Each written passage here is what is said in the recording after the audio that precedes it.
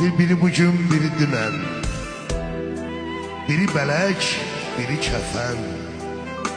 Körpəlikdən bugünə gələ-gələ ayrılırıq. Gah qış olur, gah da ki yaz. Gah isti, gah şaxta ayaz. Ömürdür də biraz silə-silə ayrılırıq. Azdır ömrün miqdarı da.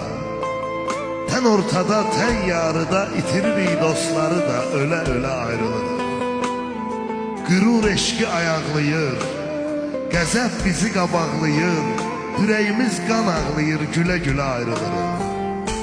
Bu gözlər necə birləşib, səadətim fikirləşib, bir gün o gözlərdən düşüb gilə-gilə ayrılırıq.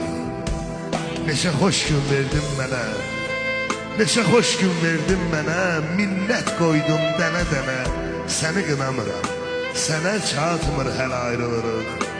Xəyallarda sevişərik, xəyallarda sevişərik, qocalarıq, dəyişərik, qiyamətdə görüşərik, elə belə ayrılırıq. Qiyamətdə görüşərik, elə belə ayrılırıq.